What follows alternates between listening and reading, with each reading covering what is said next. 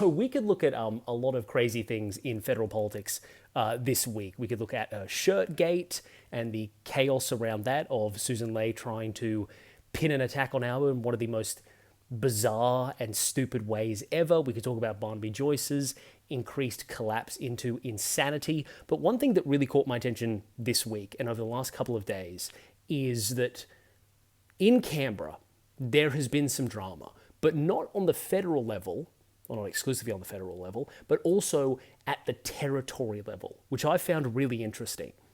Now, the Australian Capital Territory isn't that well known for political turmoil. It's a very unique place in Australia. It's a pseudo-state government that has the responsibilities of a council for Canberra, but is also very much hamstrung along by the federal government. So politics there doesn't tend to get as insane as it would in the states or on the federal level. But this week, after a vote in the ACT's parliament, the Liberal Party has expelled two of its members, including one of its former party leaders.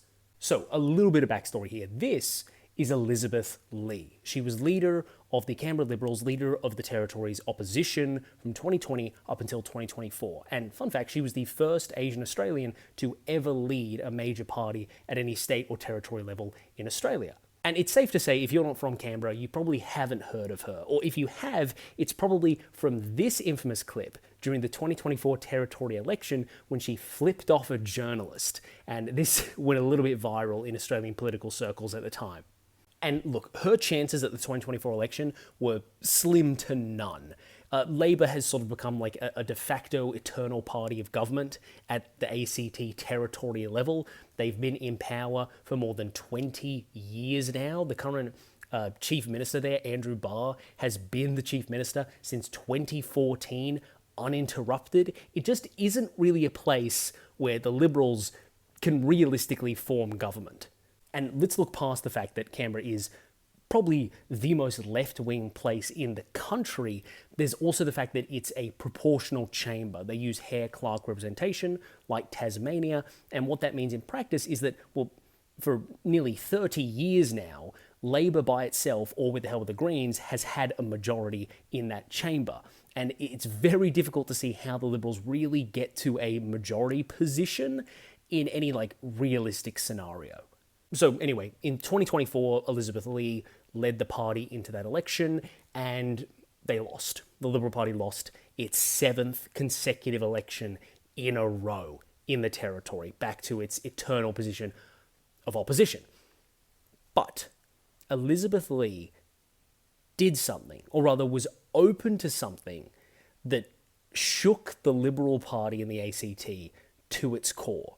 Elizabeth Lee was open to the idea of forming government with the help of the Canberra Greens.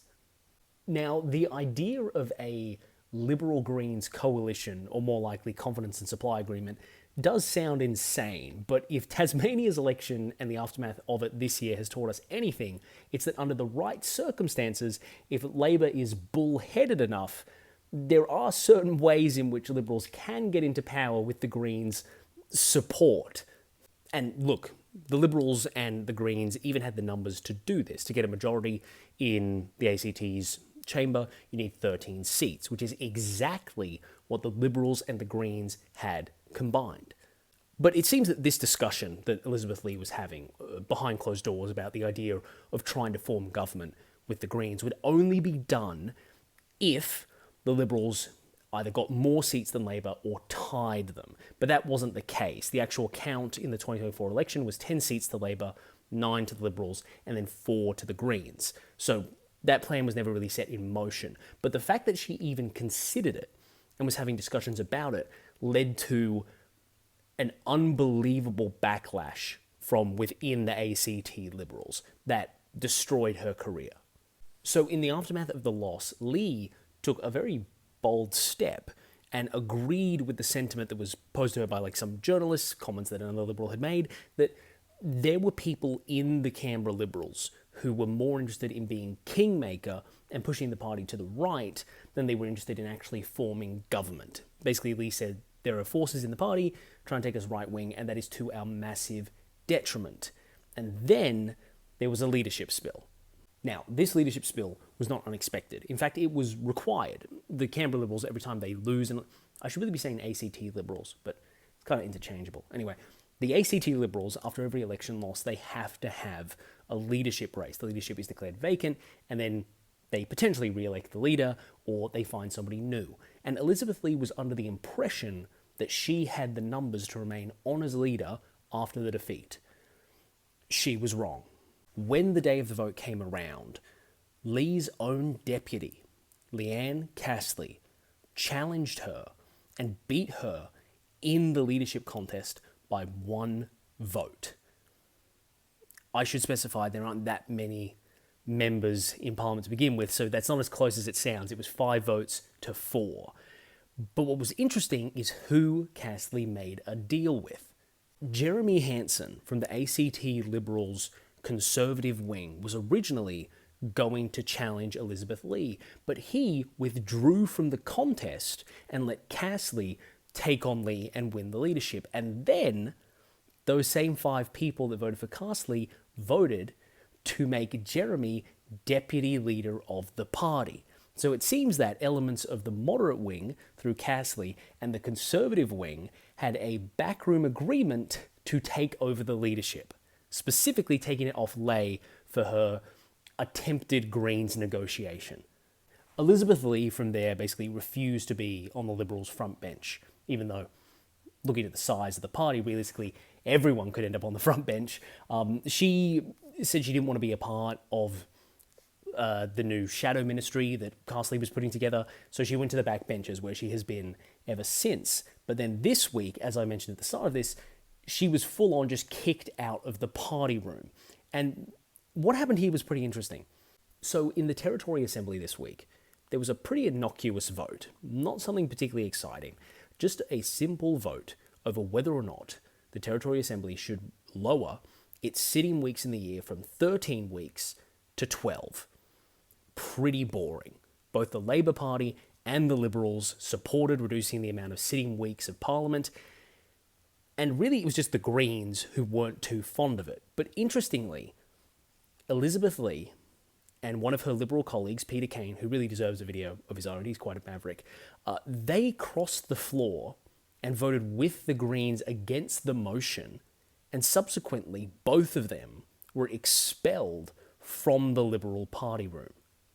That's a little bit surprising. It's kind of like the Liberals' whole thing that they tend to say like, oh, unlike the Labor Party, we actually let our backbenchers cross the floor when it comes to issues. And they've decided to kind of break away from that in this very weird, specific issue. And the reason that I think this is so interesting and why you should look at it is that it's kind of a microcosm of everything that's going wrong for the Liberal Party across this country at every state and territory level, at the federal level. And that is the fact that any attempt to make the party more electable is met with brutal responses and punishment, which is kind of dooming the Liberal organisation. I mean, look at Elizabeth Lee. This is somebody who came into the party, had an understanding that things were going too right-wing, when she tried to moderate and say, look, I have a potential option to get the party into government for the first time in almost 30 years if we make a deal with the Greens. And not even really having a plan, just like, I'm open to that possibility. That led to her deputy launching a coup against her. Why? Because she dared to not be ideologically pure and proposed some way in which the Liberals could actually get into government, which is the fucking point of a political party. Okay, that's not the only reason to start a political party, but when it comes to the big two in most circumstances, Labor and the Liberals, a pretty big part of it, of why their organisation exists, is to form government. But it seems that that does not matter anymore to the Liberals on most levels, because some form of ideological purity is better than actually being in power. I don't really have a solution for how to combat what Malcolm Turnbull described as a terroristic right-wing element of the Liberal Party. And I certainly don't know what Elizabeth Lee's future is. She has been kicked out as leader by this faction, doing backhanded deals. She has not only been dropped as leader, but also now just out of the party room with an inability to be informed on it and make decisions about policy.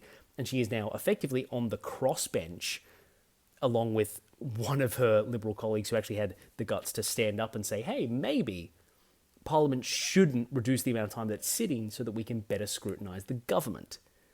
There's kind of a concern at the back of my mind for what's left of the moderate Liberals that on a federal level, there will come a time when Ley will go the way of Lee.